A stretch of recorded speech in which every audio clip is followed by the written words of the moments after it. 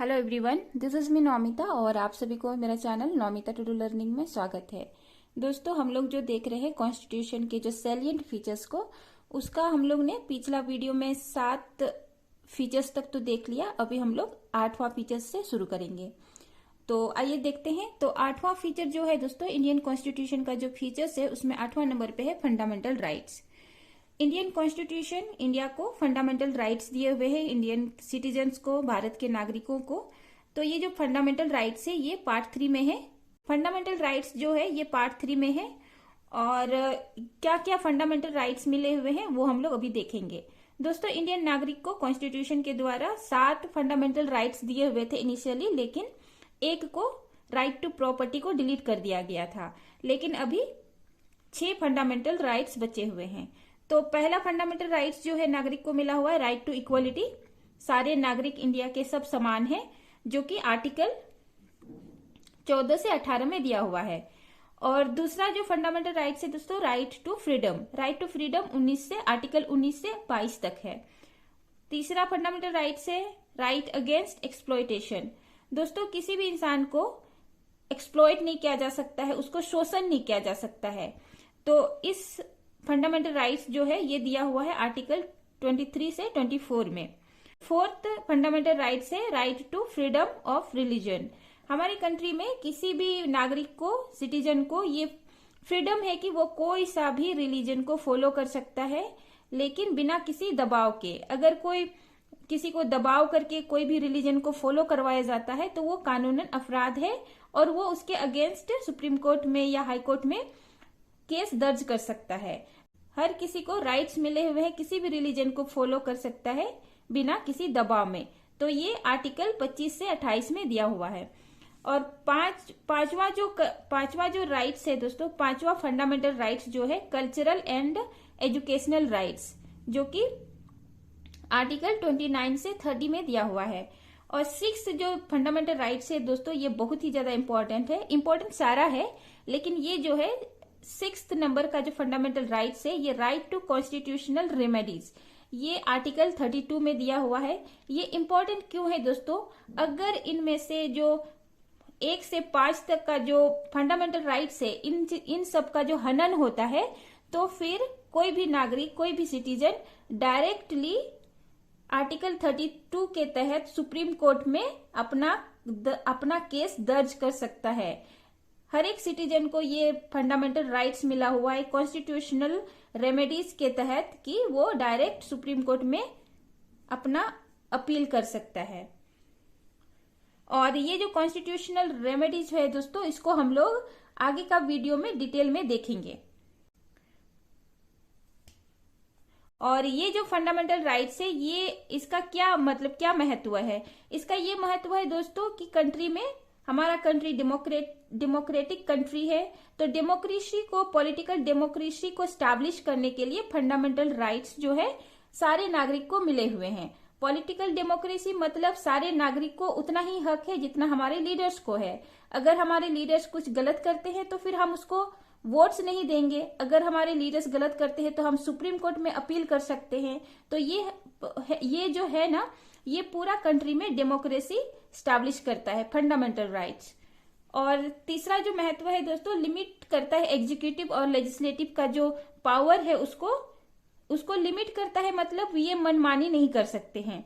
अगर कुछ कानून जो है नागरिक के हित से बाहर चला जाता है तो ये डायरेक्ट सुप्रीम कोर्ट में अपना केस दर्ज करेंगे। तो यही है कि जो एग्जीक्यूटिव और लेजिस्लेटिव का जो पावर है इसको लिमिट करता है और ये दायरे में काम करने के लिए फोर्स करता है फंडामेंटल राइट्स। ये जो 6th नंबर का जो फंडामेंटल राइट्स है कॉन्स्टिट्यूशनल रेमेडीज, आर्टिकल 32 जो है, इसके अंदर में आता है rates. Supreme court rates issue करते हैं अगर किसी भी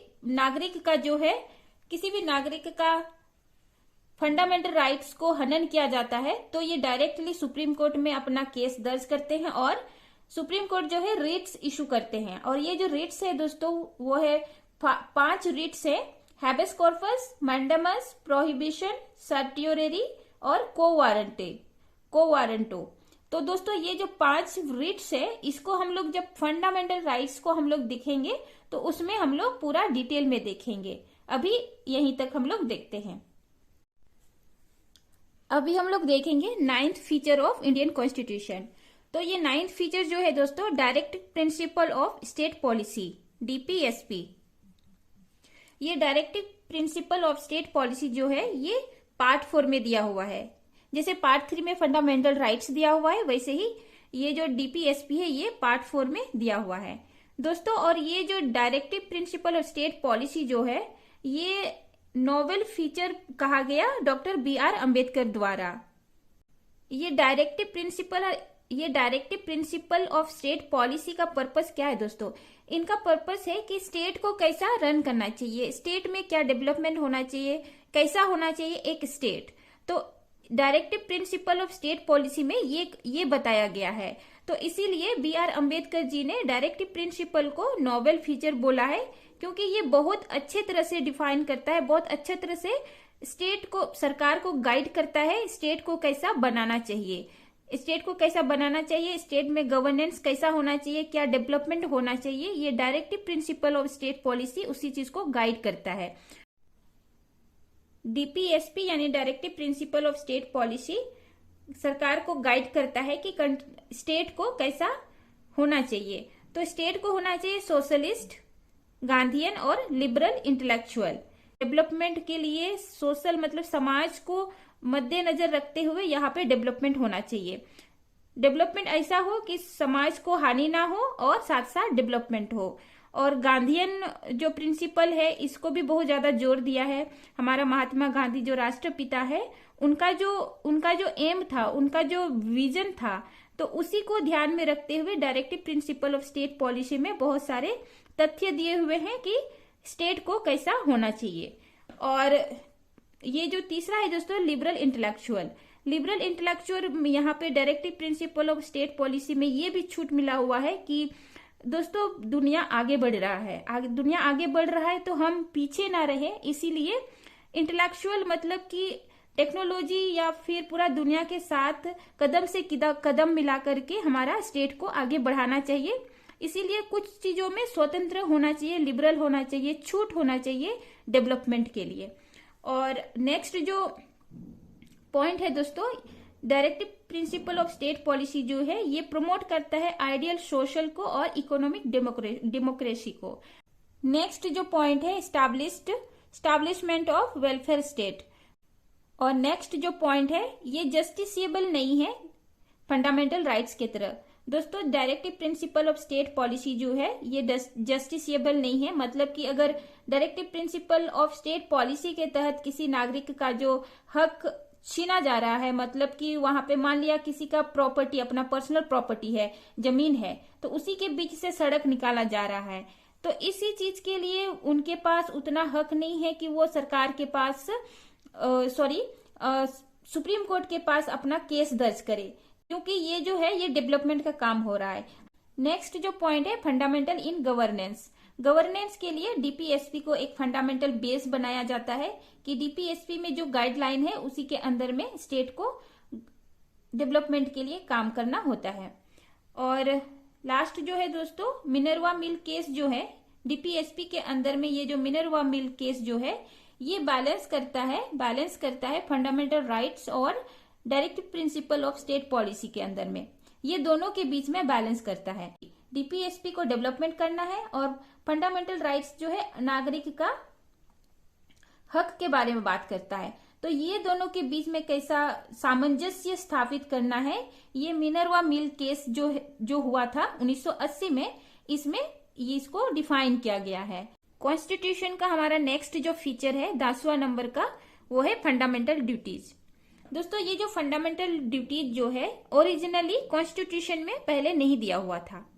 जो ओरिजिनल में जो हमारा कॉन्स्टिट्यूशन शुरू में बन के तैयार हुआ था उसमें फंडामेंटल ड्यूटीज नहीं था, बाद में फंडामेंटल ड्यूटीज को ऐड कर दिया गया। बाद में जो कॉन्स्टिट्यूशन का जो अमेंडमेंट हुआ 42nd कॉन्स्टिट्यूशनल अमेंडमेंट एक्ट 1976 1976 के तहत इसको फंडामेंटल ड्यूटीज को हमारा कॉन्स्टिट्यूशन में ऐड कर दिया गया। और ये फंडामेंटल ड्यूटीज जो है ये रिकमेंड किया गया था स्वर्ण सिंह कमेटी द्वारा। स्वर्ण सिंह कमेटी ने रिकमेंड किया कि हमारा कॉन्स्टिट्यूशन में फंडामेंटल ड्यूटीज जैसा कुछ प्रोविजन होना चाहिए ताकि नागरिक को अपना ड्यूटी समझ में आए कंट्री के लिए कि क्या करना चाहिए और क्या नहीं करना चाहिए। दोस्तों और एक अमेंडमेंट हुआ था फंडामेंटल ड्यूटीज में, 86th कॉन्स्टिट्यूशनल अमेंडमेंट एक्ट 2002। तो इसके तहत फंडामेंटल ड्यूटीज को अमेंड करके एक और फंडामेंटल ड्यूटीज को इसमें ऐड कर दिया गया और 86th कॉन्स्टिट्यूशनल अमेंडमेंट एक्ट 2002 के तहत बच्चों को free and compulsory education provide करने के लिए स्टेट को ये गाइड करता है कि बच्चों को फ्री एंड कंपलसरी एजुकेशन, इसको हम लोग आगे जब फंडामेंटल ड्यूटीज को डिटेल में देखेंगे तब फिर हम लोग देखेंगे। और नेक्स्ट जो पॉइंट है दोस्तों, ये फंडामेंटल ड्यूटीज जो है ये पार्ट 4A में है। जैसे directive principle of state policy जो है पार्ट 4 में है और फंडामेंटल राइट्स पार्ट 3 में है। तो ये फंडामेंटल ड्यूटी जो है इसको अमेंड करके इंसर्ट किया गया हमारा कॉन्स्टिट्यूशन में, तो ये पार्ट 4A में है। और ये जो इनका जो आर्टिकल है दोस्तों फंडामेंटल ड्यूटी जो है ये आर्टिकल 51A में है। और टोटल जो हमारा फंडामेंटल राइट्स है, टोटल जो हमारा फंडामेंटल ड्यूटीज है वो 11 फंडामेंटल ड्यूटीज है। पहले इनिशियली 10 था लेकिन बाद में फंडामेंटल ड्यूटीज को ही अमेंड करके एक और फंडामेंटल ड्यूटीज को ऐड कर दिया गया जो कि 11 फंडामेंटल ड्यूटीज है हमारे पास। नेक्स्ट जो पॉइंट है फंडामेंटल ड्यूटीज का, respect to constitution, national flag, national anthem या कंट्री का जो यूनिटी एंड इंटीग्रिटी है उसको भी रिस्पेक्ट करना चाहिए। नेक्स्ट जो प्रोविजन है, फंडामेंटल ड्यूटी जस्टिसिएबल नहीं है, जैसे डीपीएसपी जस्टिसिएबल नहीं है।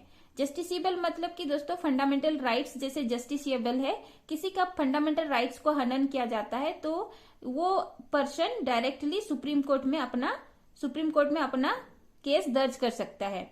लेकिन ये जो फंडामेंटल ड्यूटीज और डीपीएसपी जो है ये जस्टिसिएबल नहीं है। अगर इसका हनन होता है तो ये डायरेक्ट सुप्रीम कोर्ट में नहीं जा सकते हैं। तो यहीं पे हम लोग ने हमारा कॉन्स्टिट्यूशन का 3 फीचर्स को देखा। फिर हमारा जो नेक्स्ट जो बचा हुआ है फीचर्स दोस्तों कॉन्स्टिट्यूशन का, उसको हम लोग अगले वीडियो में फिर देखेंगे। आज के लिए इतना ही। Thanks for watching. जय हिंद।